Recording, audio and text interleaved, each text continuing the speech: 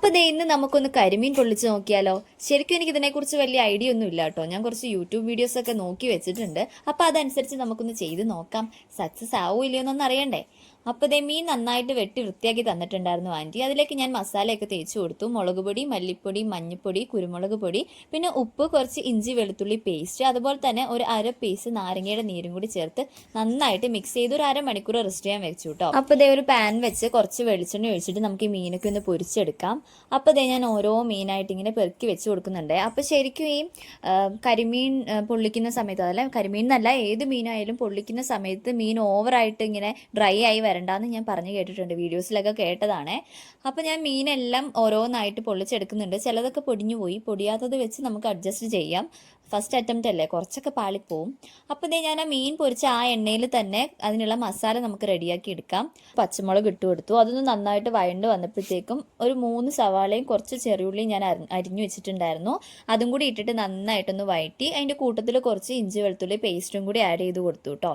ഇതെല്ലാം കൂടി ചേർത്ത് നന്നായിട്ടൊന്ന് വഴണ്ട് വരുമ്പോഴത്തേക്കും നമുക്ക് ഒരു 1.5 പീസ് തക്കാളിയാണ് ഞാൻ ഇട്ടിട്ടുണ്ടായിരുന്നത്. അപ്പോൾ ആ തക്കാളിയും കൂടി ഇട്ട് നന്നായിട്ടൊന്ന് വഴറ്റി. അപ്പോൾ അതൊക്കെ ഒന്ന് സെറ്റായി വരുമ്പോഴത്തേക്കും നമുക്ക് അതിലേക്ക് ആവശ്യത്തിനുള്ള പൊടികൾ ചേർത്ത് കൊടുക്കാം കേട്ടോ. കുറച്ച് മഞ്ഞൾപ്പൊടി, പിന്നെ കുറച്ച് മുളക് പൊടി, പിന്നെ കുറച്ച് കുരുമുളക് പൊടിയും കൂടി ചേർത്തിട്ട് നന്നായിട്ടൊന്ന് മിക്സ് ചെയ്ത് കൊടുക്കാം. പിന്നെ അത് കഴിഞ്ഞിട്ട് അതിലേക്ക് ആവശ്യത്തിനുള്ള കറിവേപ്പിലയും കൂടി ചേർക്കാം.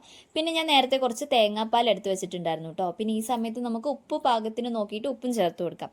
അപ്പോൾ ആ തേങ്ങാപ്പാലും കൂടി അതിലേക്ക് ഒഴിച്ചു കൊടുത്തിട്ട് നന്നായിട്ടൊന്ന് ഒരുപാട് വറ്റിച്ചെടുക്കേണ്ട ആവശ്യമൊന്നുമില്ല കേട്ടോ. മസാല ഒരു കുഴമ്പ് പരുവത്തിൽ കിട്ടിയാൽ മതി. അപ്പോൾ ഈ മീനൊക്കെ സെറ്റ് ചെയ്യുന്ന സമയത്ത് കുറച്ചും കൂടി നല്ലത്. അപ്പോൾ ഇതേ നമ്മുടെ മസാലയൊക്കെ ഇവിടെ നല്ല അടിപൊളിയായിട്ട് റെഡി ആയിട്ടുണ്ട്. അപ്പോൾ ടേസ്റ്റൊക്കെ നോക്കിയപ്പോൾ കുഴപ്പമൊന്നും ഇല്ല. പിന്നെ ഞാൻ കുറച്ച് വാഴയിലയൊക്കെ വാട്ടി എടുത്ത് വെച്ചിട്ടുണ്ടായിരുന്നു. അതിലേക്ക് നമുക്ക് ഓരോ മീനും ഒന്ന് സെറ്റ് ചെയ്തെടുക്കാം. ആദ്യം കുറച്ച് മസാലയൊക്കെ തേച്ചിട്ട് അതിലേക്ക് ഒരു മീൻ എടുത്ത് വെക്കാം. ഫസ്റ്റ് ഞാനൊരു പൊടിയാത്ത മീൻ നോക്കി എടുത്ത് വെക്കുന്നുണ്ട്. ബാക്കിയൊക്കെ ഏകദേശമൊക്കെ കുളമായിട്ടുണ്ട്. അപ്പോൾ ആ മീൻ എടുത്തിട്ട് പിന്നെ അതിൻ്റെ പുറത്തും കൂടി കുറച്ചും കൂടി മസാലയൊക്കെ വെച്ചിട്ട് നന്നായിട്ടൊന്ന് കവർ ചെയ്ത് വെക്കുന്നുണ്ട്. മസാല കുറച്ച് കുറഞ്ഞു പോയോ എന്നൊരു സംശയം, സാരമില്ല, നമുക്ക് അഡ്ജസ്റ്റ് ചെയ്യാം.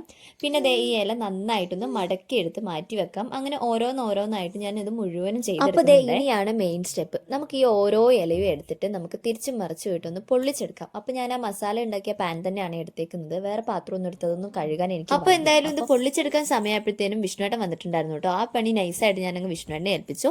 പിന്നെ ടേസ്റ്റ് സമയത്ത് കറക്റ്റായിട്ട് ഞാൻ എത്തിയിട്ടുണ്ടായിരുന്നു.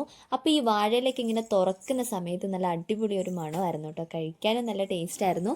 അപ്പോൾ എന്തായാലും ട്രൈ ചെയ്ത് നോക്കാത്തവർ ഉറപ്പായിട്ടൊന്ന് ട്രൈ ചെയ്ത് നോക്കുക. അപ്പോൾ ഇന്നത്തെ വീഡിയോ ഇത്രയേ ഉള്ളൂ. വീഡിയോ ഇഷ്ടപ്പെട്ടാൽ എല്ലാവരും ഒന്ന് ലൈക്ക് ചെയ്ത് സപ്പോർട്ട് ചെയ്യണേ. ടാറ്റ.